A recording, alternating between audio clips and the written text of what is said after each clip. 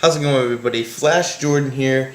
Today on the Jordan and Dad Show, we are doing our annual Big Ten predictions on the standings and how we think they will do in Week 1. As always, I'm Jordan, joined by my partner Craig Dad Cruz. And just get it going. First, we're going to predict the Big Ten East standings. So I'm going to start with my predictions first, as always. I think Rutgers is going to start at the 7th spot, the very bottom of the barrel. Now, Rutgers, Maryland, and Indiana all have great talent, but it'll just take a couple years for this talent to, evolve into a contender. I do see them going 3-9 this year, though. They're not there yet, but I think eventually they will be. At the number 6 spot, I think it will be the Maryland Terrapins.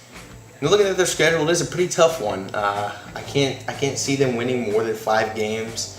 And honestly, I think they're probably only going to win 4. I don't think they'll win any road games. They're all pretty tough. So I see Maryland going 4-8.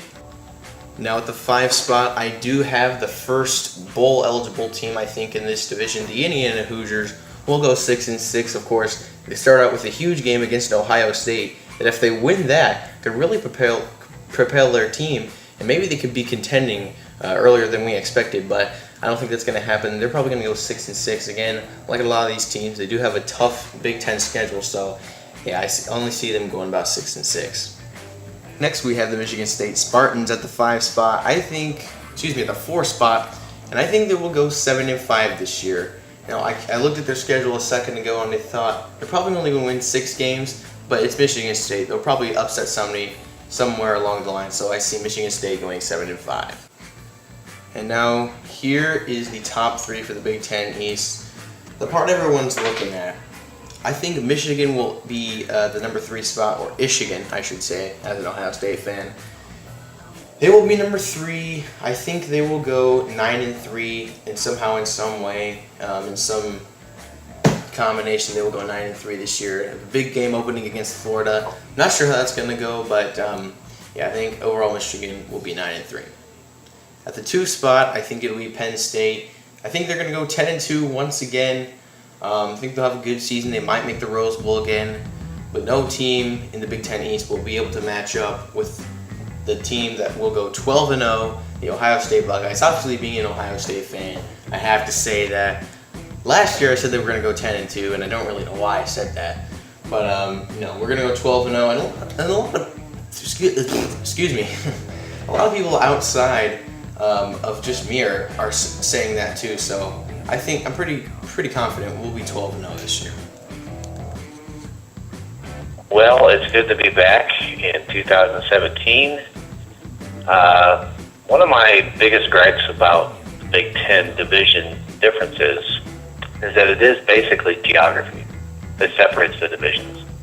But you've got a top-heavy East and a horribly low bottom in that division. So it's pretty simple to figure out that the top 3 teams are probably going to be Penn State in this order, possibly. Penn State number 1. You're going to have Michigan number 2. And then I don't think Ohio State, all the hype that's going on, that they're going to finish in a 1 or 2 spot.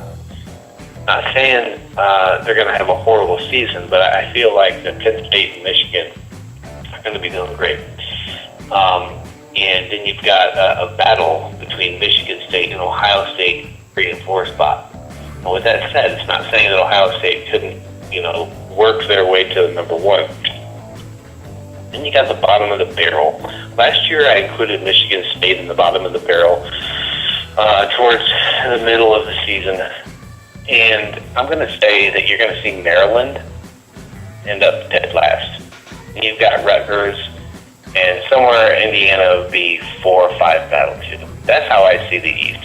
Personally, Michigan's going to have a great year. They've been decent since Harbaugh came in. They were not that good before, so he has made a difference. Now we're going to see some of his recruits start to come in gameplay, and that's where we can see the real difference. Ohio State coming off the momentum of last year, which was not good at the end of the season. You got a chip on their shoulder, so look out for them. But I think the number 2 is a little overrated. Now, Penn State, there's 4 big teams in the top 10, 3 of them being in the East. East might take the championship this year. How did they have Penn State versus Akron on the college pick'em? I don't know. When they have Penn State at ranked number 6. Yeah. How good is Akron? I just noticed that. What? Yeah. I don't know. Whatever. All right, moving on to the Big Ten West predictions. And in the Big Ten West, a perennial Big Ten West bottom of the barrel team, as you would say. Purdue is going to be 2-10 this year. Looking at their schedule. I mean, okay, it's Purdue. It really doesn't matter what their schedule is. They're probably going to be 2-10 either way. So, yeah, sorry Purdue fans, but you're going to be 2-10 once again. All right, at number 6 in the West.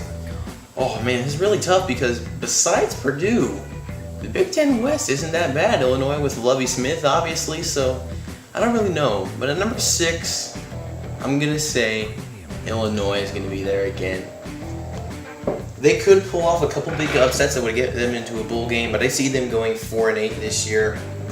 They have a game at USF early in the year, which is going to be pretty interesting. That might be a good game, but yeah, their schedule just doesn't really favor a good season. But they could have a couple of upsets, so don't count Illinois out. At number 5, at number 5 in the Big Ten West, we have. I think I'm gonna say Iowa gonna be number 5. They're gonna make a bowl game, I think easily, but they're gonna be number 5, probably going 6-6 or 7-5. Man, this Big Ten West is so balanced, and. Like you said, the Big Ten East, so top-heavy with Michigan, Ohio State, and Penn State. So, yeah, I think Iowa's going to be number 5. Number 4, I'm going to have to say Minnesota, not Northwestern. Minnesota. They're very unpredictable. They could go 5-7, or they could go 8-4, I don't know. But I do think they'll make a bowl game, but I don't see them making the Big Ten championship. At number 3... is going to be Nebraska. First year without Tommy Armstrong. I don't see them doing very well. I mean, granted, they have, I'm sure that the coach Mike Riley is good at, getting this new quarterback into the system, getting him comfortable with the system, but I think Nebraska will go probably like 8-4 or something and still make a bowl game. Number 2, I have Northwestern. I'm trying to pick with my head and not my heart. I always root for Northwestern, but I have Northwestern probably going to be 9-3, I believe. It's probably a good, modest prediction. And number 1 is going to be Wisconsin. They're too good on defense. Alex Hornibrook is having his second year full time at the quarterback position, so I think he'll be a lot better this year. And you could see Wisconsin squeeze in the playoff this year. I wouldn't be surprised about that. So. Yeah, Wisconsin at number 1 in the Big Ten West. So we move on to the Big Ten West, probably the more even division all around, because you have 2 teams, well, really 3 if you include, like Iowa or Minnesota in there.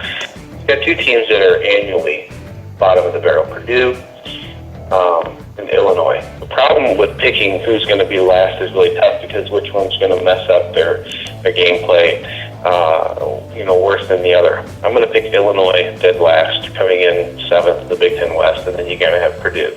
Now the next 3 are going to be tough because you've got Iowa, who supposedly is on a rebound. I don't know. They do have the longest tenured coach, I believe, in the NCAA, but that doesn't mean anything. So I'm going to go with Minnesota and Iowa next. So then you've got a 3-way battle between Nebraska, Northwestern, and Wisconsin.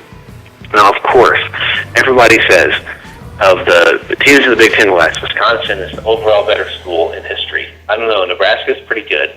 Northwestern doesn't have anything to say as far as history except for a couple Rose Bowl visits in the last 100 years. Bottom line is, Northwestern's got a team this year that has a lot of returning starters. And the fact that they were barely over 500 isn't saying much for them coming into this year with the same team. If they were a 9-3 team, it would be a different story. I see some predictions where they're 11-1. And I see some predictions where Wisconsin's going to be undefeated. I don't see that happening. If you look at Nebraska's schedule, check this out. They only play, their toughest games are going to be Ohio State, and they're going to play Oregon. I don't think that's too bad, but they play Ohio State, Oregon, Wisconsin, Penn State. So if they can win half those games, I see them going to.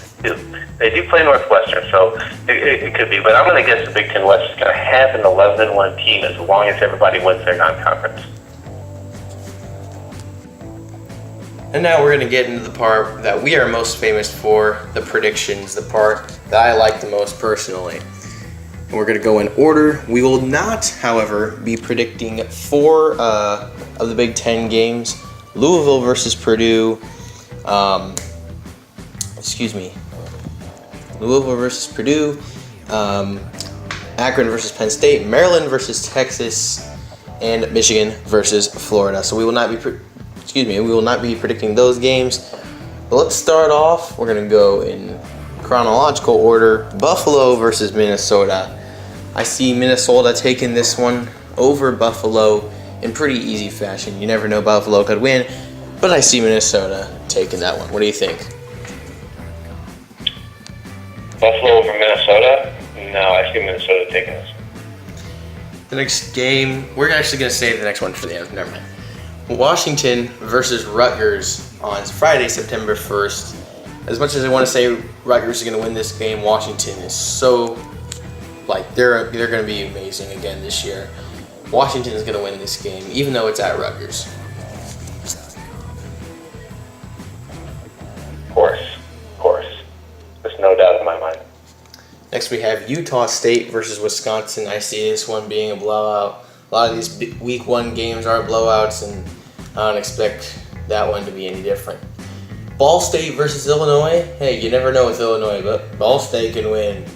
I mean, serious, but yeah, I think Ball State probably. I mean, it's at Illinois. It's going to be pretty tough. So you got, a team that's really struggling in the Big Ten, and then a team that's doing really well. Not doing really well in their conference. So yeah, I'm going to pick Illinois. Next we have Iowa versus Wyoming. Now, Wyoming had a good season last year, and Iowa lost to North Dakota State last year. So this may be the big upset alert. But I am going to pick Iowa just to be safe. Well, here's the thing about Wyoming. Let's spend just a second on here. Wyoming's schedule last year, for them, was not too bad. They played teams that they probably could have lost to and ended up winning those games. I think, though, that this game is just going to go Iowa's way, just because it's at Iowa. And Wyoming, while they might play well on the road in their conference, it's a Big Ten crowd. Iowa's got a pretty good stadium for this, and it's opening day. Next game we have is Bowling Green versus Michigan State. Yeah, maybe another upset. This is a doozy. Maybe another upset there. I don't know, but I'm going to pick Michigan State again to just to be safe. Michigan State will beat Bowling Green. Yeah, well, you know what? Who would have picked Illinois State to beat Northwestern last year? Who would have picked that? Almost nobody. Not even Illinois That's what State. happened. Here we have a team that's better than that, playing a team that's worse than Northwestern. I'm going to pick an upset here. I'm going to say Michigan State's going to flop. Wow. And they're going to get beat. I'm going to say that. The next game we have is another game that should be a blowout. Nebraska versus Arkansas State. Arkansas State had a couple of good years, but I don't think that's going to matter against Nebraska. Nebraska easily over Arkansas State. So you're going to call it a blowout? Yeah. I really need to do more research on the Red Bulls, but they got a tough schedule. They play Nebraska and then Miami. Then after that, it's cake for any other conference. But I'm going to say it's not going to be a blowout. I mean, Nebraska, I do have them doing pretty good this year, and they have to win. They got a lot of work to do, so it's going to be 21-point spread. Next, we have Nevada going to play Northwestern in week 1. I would say this should be a blowout, but you never know with Northwestern in non-conference play. That's really how they get screwed every year, is their poor performances in non-conference play. But I do see Northwestern winning this one, but maybe not by as big a margin as you would think.